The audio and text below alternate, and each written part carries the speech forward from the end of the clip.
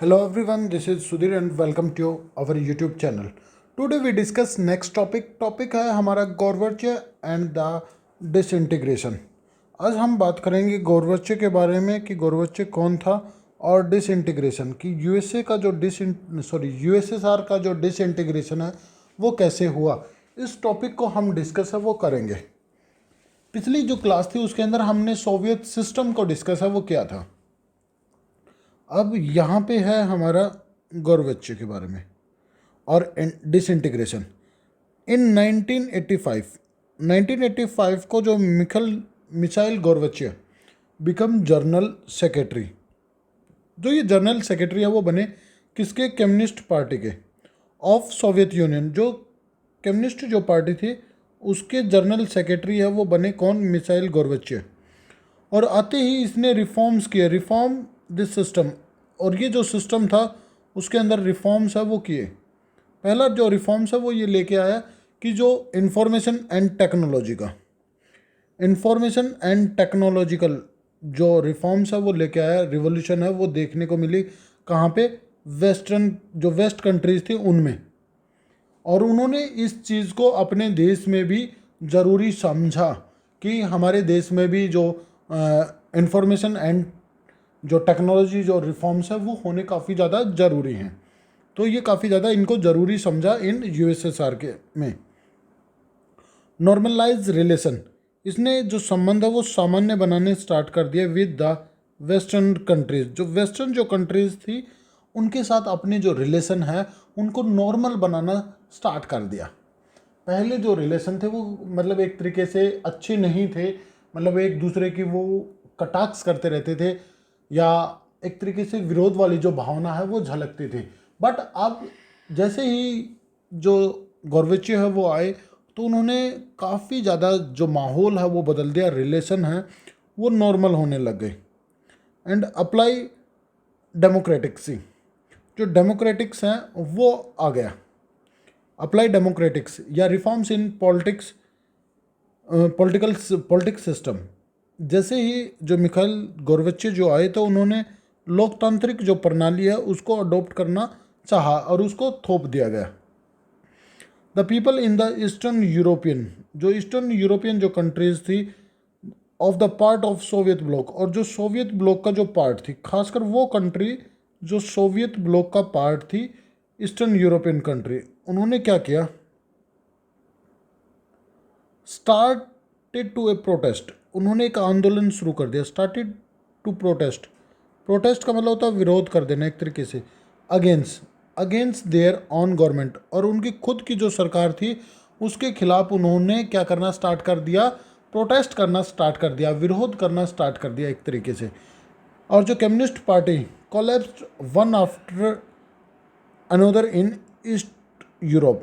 जो eastern Europe थी वहाँ पे जो आपकी कम्युनिस्ट जो पार्टी थी वो बार बार क्या हो रही थी? गिर रही थी. एक के बाद एक राज्यों के अंदर या एक के बाद एक देश के अंदर जो कम्युनिस्ट पार्टी थी उसका विरोध हो रहा था और वो कोलैप्स होती जा रही थी, गिरती जा रही थी वहाँ से.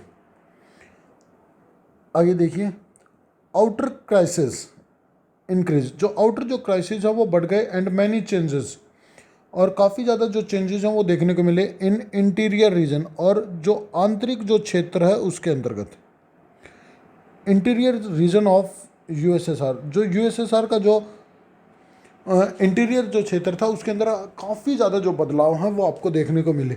और यही कारण था कि जिसे काफ़ी तेज़ी से रैपिडली डिसइंटीग्रेशन ऑफ यूएसएसआर, और यही कारण था कि जिसकी वजह से काफ़ी तेज़ी से यूएसएसआर है वो टूटा.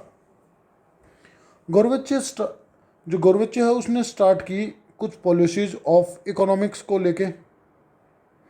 जो गोर्बेचोव था उसने शुरुआत की कुछ पॉलिसीज़ को, वो इकोनॉमिक्स चाहे वो आर्थिक हो, चाहे वो पॉलिटिकल राजनीतिक रिफॉर्म्स हो, चाहे वो डेमोक्रेटिक्स हो, एक तरीके से लोकतांत्रिकरण की प्रक्रिया ही क्यों ना हो.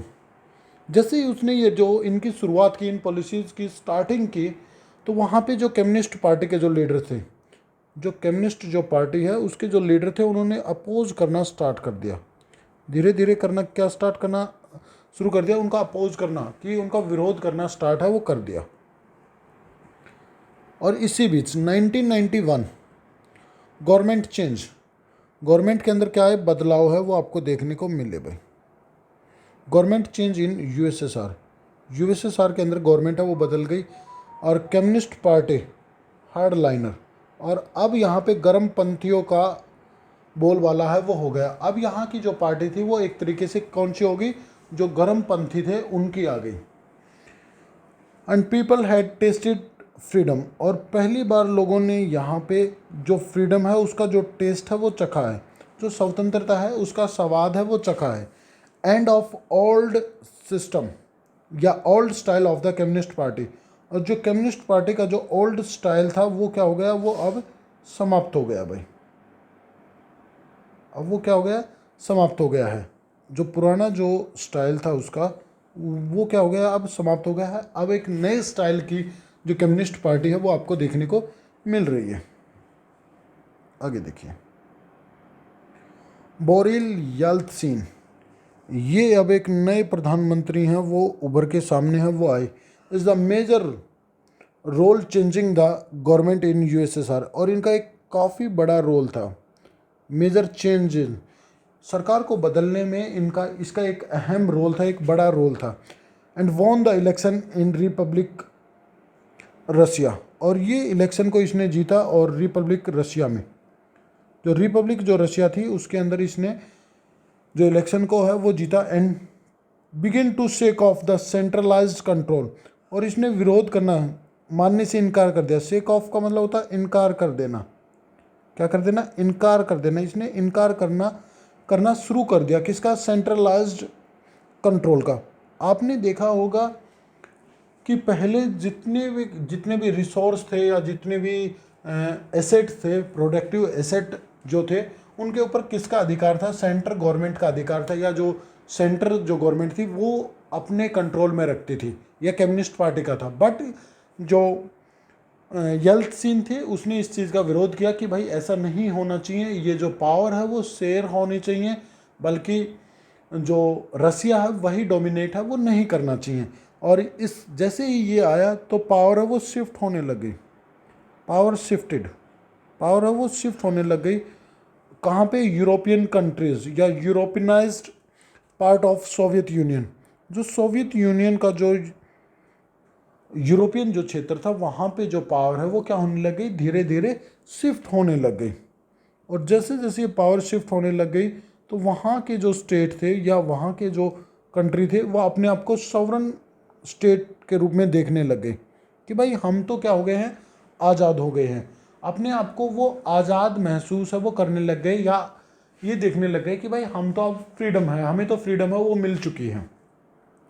Central Asian republics did not ask independent, वो आज़ादी की कोई डिमांड है वो नहीं उठा रहे थे। कौन, सेंट्रल एशियन, जो सेंट्रल एशियन जो कंट्रीज़ थी वो किसी प्रकार की कोई डिमांड है वो नहीं उठा रही थी, किसको लेकर, आज़ादी को लेकर।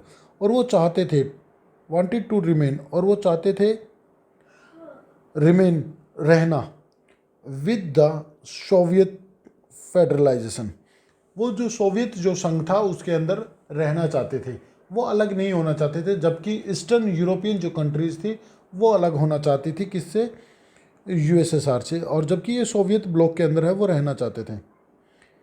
इन दिसंबर 1991 लीडरशिप, जो लीडरशिप थे वो थे येल्त्सिन, या जो लीडर थे येल्त्सिन, या उनकी लीडरशिप, उनके नेतृत्व में रसिया, यूक्रेन और बेलारूस, ये तीन जो रिपब्लिक्स थे ऑफ यूएसएसआर डिक्लेयर्ड, और इन्होंने डिक्लेयर कर दिया that the Soviet union was disband, कि इन्होंने तीनों ने मिलके सोवियत यूनियन को क्या कर दिया है, समाप्त कर दिया है। इन तीनों ने येल्त्सिन के नेतृत्व में ये घोषणा कर दी कि हमने किसको समाप्त कर दिया है, यूएसएसआर को, या जो सोवियत जो सिस्टम है उसको समाप्त कर दिया है। और जैसे ही इन्होंने इस चीज़ को समाप्त किया तो कुछ चीज़ें निकल के सामने आई, जैसे कि जो कम्युनिस्ट जो पार्टी थी वो क्या हो गई, बैन हो गई भाई, बैन, उसके ऊपर प्रतिबंध लग गया। पहला पॉइंट तो ये निकल के सामने आया।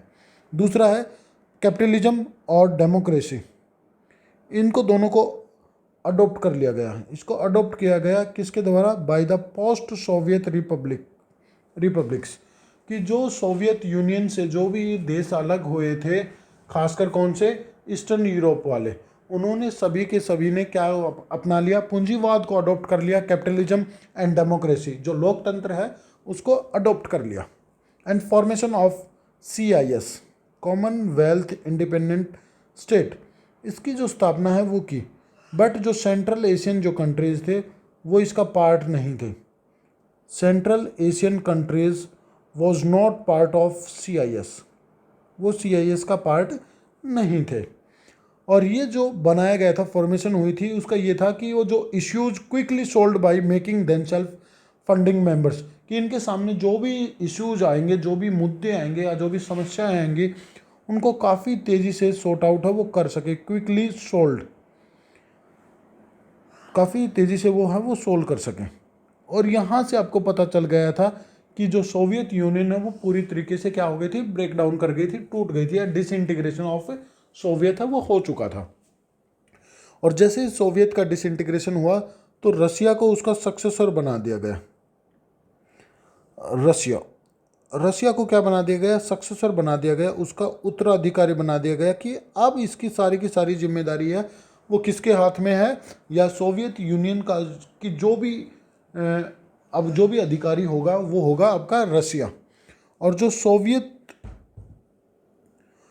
के पास कुछ सीटें थी भाई, सोवियत के पास क्या थी? कुछ सीटें थी। और वो जो सीटें थी, कुछ सीटें बोल रहा हूँ, सॉरी, जो सोवियत जो यूनियन थी उसके पास कुछ सिक्योरिटी काउंसिलिंग की एक सीट थी, एक परमानेंट सीट थी, वो भी ट्रांसफ़र हो गई किसको? रशिया को, सिक्योरिटी काउंसिलिंग की। ऑल ट्रीटीज, जितनी भी जो संधियाँ वो हुई थी और जितने भी जो कमिटमेंट्स हुए थे वो सारे के सारे रशिया ने क्या कर लिए? एक्सेप्ट कर लिए कि भाई हाँ, मैं इसका उत्तराधिकारी हूँ, अब ये जो जिम्मेदारी है वो सारी की सारी मेरी बनती है। Only Russia, nuclear powerful country in USSR, जो रसिया थी वो अकेली एकमात्र कंट्री थी जिसके पास न्यूक्लियर पावर थी। ये बात थी। अब हम बात करते हैं कि जो सोवियत यूनियन, जो ओल्ड सोवियत यूनियन दस डेड एंड द ब्राइड, के मतलब जो ओल्ड जो सोवियत यूनियन है वो अब पूरी तरीके से मर चुका है, या मैं कहूँ कि वो दफन हो चुका है। कौन? Old Soviet union system. अब आपको सोवियत यूनियन है वो देखने को नहीं मिलता, अब यहाँ पे आपको देखने को मिलता है रसिया। अब जो रसिया ही है जो उसका सक्सेसर है, वही सारी चीज़ें हैं वो अब कंडक्ट है वो करता है। और ये जो 15 जो देश हैं वो इससे अलग हुए हैं और सबसे बड़ा रसिया है। इसके बारे में हम आगे भी डिस्कस है वो करेंगे। चलिए मिलते हैं नेक्स्ट वीडियो में नेक्स्ट टॉपिक के साथ। जब तक के लिए thank you and thank you very much बेटा।